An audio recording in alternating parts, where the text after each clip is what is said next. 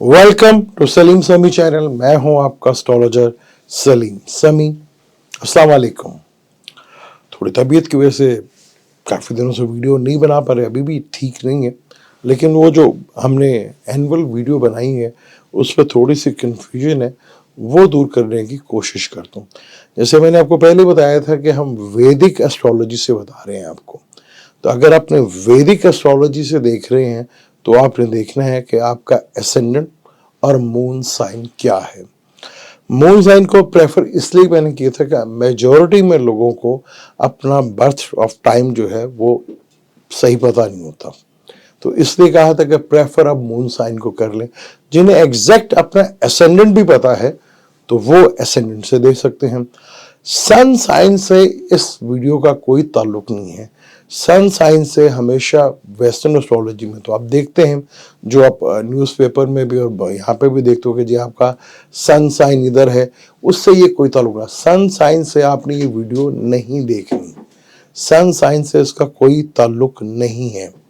आपने जब भी वीडियो देखनी है इसको मून साइन से, और अगर आपको एग्जैक्ट अपना एसेंडेंट का पता है तो एसेंडेंट से जरूर देखिएगा अपनी वीडियो। यहां पर आपकी जो भी डेट ऑफ बर्थ है, टाइम ऑफ बर्थ है, प्लेस ऑफ बर्थ है, वेबसाइट चल रही है, उसके बावजूद लोग कहते हैं जो वेबसाइट नहीं चल रही, वेबसाइट पर जाके आप देख सकते हैं। जहां आपको जैसे आपको पता होगा जी फला मंथ से लेकर फला मंथ तक जो है वो सन साइन है, वो आप न्यूज़पेपर में भी देखते हो, वीडियोस में भी पता है। तो मून एक घर में 2.25 दिन रहता है। जिस घर में भी मून बैठा होगा वो आपका मून साइन बन जाएगा, जिसको हिंदी में राशि कहते हैं। और एसेंडेंट जो 2 घंटे का या 2.25 घंटे का एसेंडेंट होता है, डेली जो चलता है, वो आपका जो टाइम ऑफ बर्थ पूछा जाता है। एक मेजोरिटी में बहुत कम लोगों के पास टाइम ऑफ बर्थ कंफर्म होता है, तो आप अगर कंफ्यूजन है तो आप मून साइन से देख लें, तो मून साइन से भी इसको देखा जा सकता है। सन साइन से बिल्कुल भी नहीं आप देख सकते, ना आपको देखनी चाहिए। उसके लिए आप किसी वेस्टर्न एस्ट्रोलॉजी के पास जाना है तो आप जाके देख सकते हैं। अगर आप मेरे से चाहते हैं कि मैं आपको कंसल्ट करूं, उसके लिए आपको टाइम लेना पड़ेगा और फीस पे करनी पड़ेगी।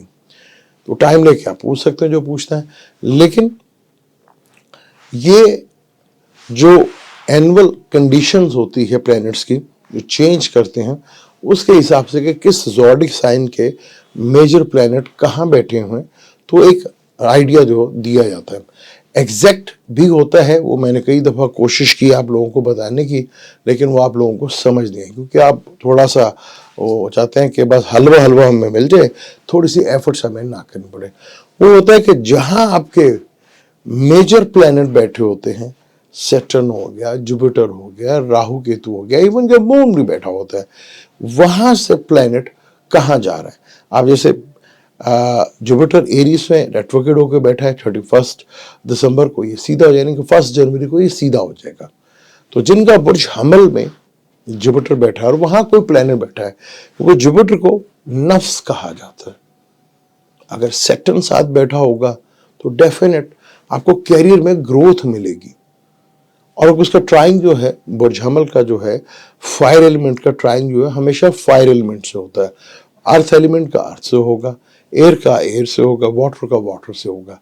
तो ये मैंने भाई कई दफ़ा कोशिश की आपको इस तरह भी समझाने की कि बहुत इंपॉर्टेंट है आपके बाय बर्थ। अगर आपको चार्ट देखना आता है तो आप देख सकते हैं कि आपका जो ट्रांजिट में, क्योंकि बहुत ज़्यादा अहमियत जो होती है वो ट्रांजिट की होती है, कि जो ट्रांजिट में प्लैनेट चल रहे हैं वो आपके बर्थ चार्ट से कहाँ बैठे हुए, ये बहुत ज़्यादा इंपॉर्टेंट होता है। लेकिन मैंने कई दफ़ा कोशिश की बताने की, लेकिन आपको प्रॉपर समझ उसकी नहीं आई। तो वो असल प्रिडिक्ट चीज़ें वो इस तरह होती हैं कि आपके बर्थ चार्ट में, जैसे मई में टॉरस में जुपिटर आ जाएगा, तो टॉरस में जो प्लैनेट बैठा होगा, विर्गो में जो प्लैनेट बैठा होगा, कैप्रिकॉर्न में जो प्लैनेट बैठा होगा, वो उसकी अलग अहमियत होगी। वो आपको वहाँ पर डेफिनेट कोई ना कोई चीज़ ज़रूर देगा। जैसे आजकल सन और मार्स बैठे हुए हैं स्कॉर्पियो में, अगर किसी के कैंसर में या पाइसेस में राहु बैठा होगा, ये सैटर्न बैठा होगा, तो डेफिनेट गवर्नमेंट जॉब तो मिलेगी मिलेगी, आप रोक नहीं सकते। सन और राहु बैठा हो तो गवर्नमेंट जॉब मिलती ही मिलती है। और कई ट्रांजिट ये हुआ है, किसी को मिलेगी डेफिनेट 100% मिली होगी, या उनके ट्रांजिट में भी बैठा होगा। वो ट्रांजिट में आया, एक योग होते हैं जो ट्रांजिट बनाता है, एक योग वो होते हैं जो आपके परमानेंट आपके चार्ट को देख के बनते हैं कि आपके चार्ट के अंदर कौन से योग है और एक ट्रांजिट में योग कौन से बन रहे हैं। अभी जुपिटर रेट्रोग्रेड एरीज में है और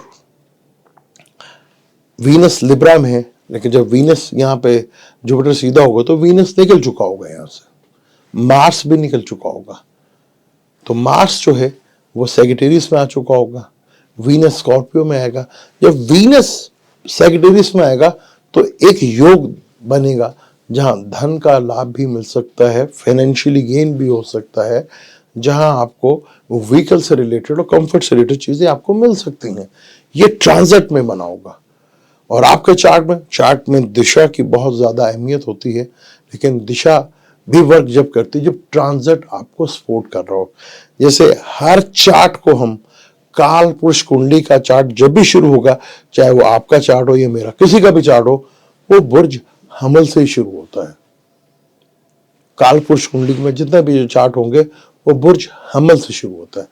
इसी तरह दिशाओं की बात करें तो 9th प्लैनेट की दिशा होती है और पहली दिशा हमेशा केतु की होती है और सेकंड दिशा वीनस की होती है।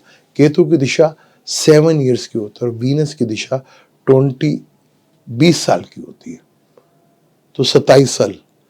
तो पहले हमारे अगर बात करें 30-40 साल पुरानी बात करें तो हमारे यहाँ शादियां 27 साल से पहले हुआ जा करती थी। अब शादी 28 साल के बाद होती है, तभी प्रॉब्लम आती है, क्योंकि ये भी काल पुरुष कुंडली से होता है। वीनस तीसरी दिशा हमेशा मुश्किल होती है, उसको तारा दोष कहते हैं।